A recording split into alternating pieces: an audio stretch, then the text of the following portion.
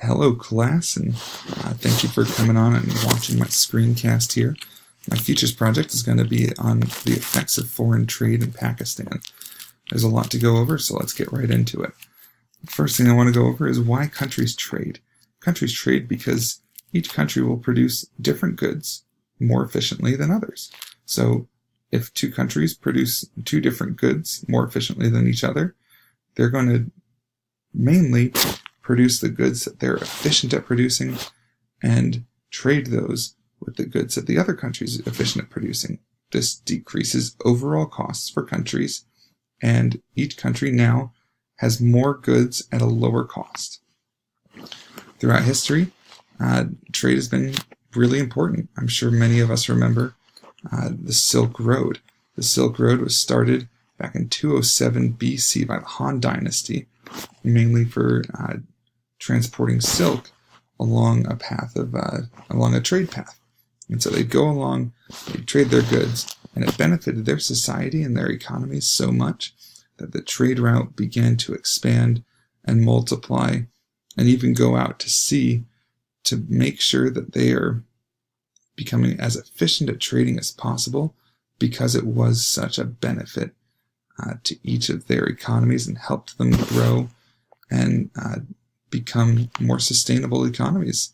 So as we look at Pakistan now, Pakistan's trading environment is quite interesting. They're a net importing country, which means that they are paying other countries for their goods. And the adverse to that is exporting, which is getting paid for your goods. So right now, Pakistan is spending more money on their goods than they are getting paid for their goods in the international trade market.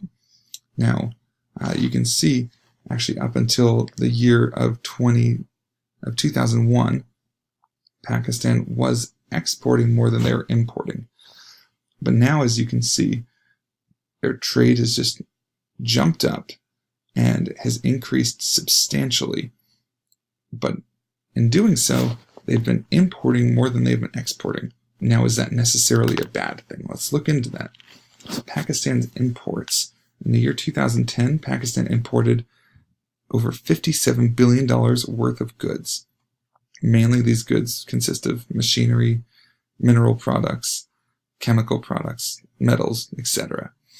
And these products have been helping Pakistan to build their internal infrastructure, which means that they're building construction facilities, plants, and they're using the minerals and chemicals to not only power these systems and these advancements in their economy, but they're also using them to begin to develop their own systems within the country. So it's kind of cool. And let's look at who Pakistan is importing from. Mainly it's Asia. Asia is represented by the red squares. All the other continents are the other squares. As you can see, every other continent put together hardly even resembles the amount that Pakistan imports from China. So though the rest of the world in general is bringing quite a few products into Pakistan, the majority of them are coming from China, and the vast majority is coming from the rest of the Asian continent. Now, as we look at exports, the exports that Pakistan is exporting include mainly clothing. Like, clothing is about 70%, I believe, of what Pakistan is exporting, which is wild. There's so much cotton within the country that the exports that have been coming in to help build that infrastructure have helped them to produce clothing more efficiently, and that's become really one of their top exports. They've also been very strong in leathers and animal hides, as well as cereals and rices and other things like that.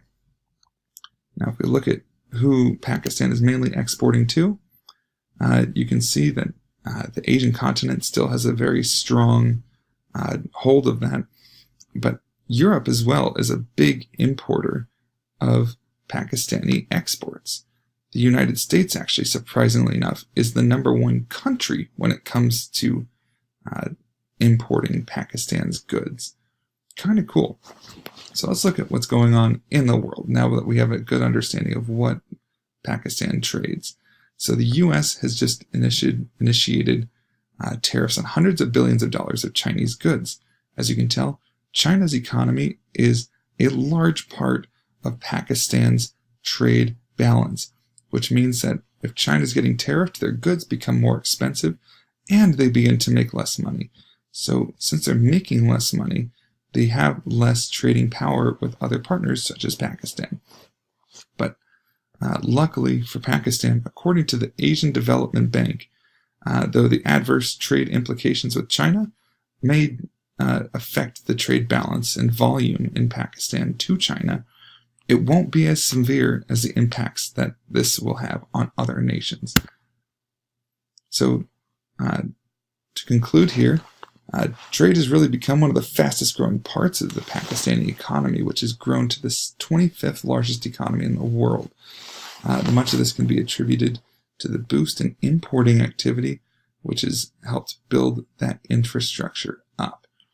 Now, the transactions of trade really have only been about between 2 and 6% of Pakistan's economy, but the type of goods that have been imported have spurred economic growth so much more than they're being benefited by their exports.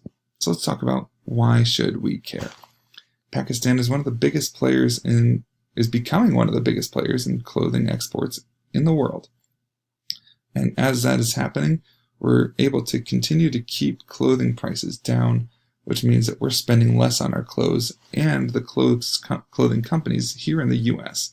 are able to continue to sell more products and continue to make a profit.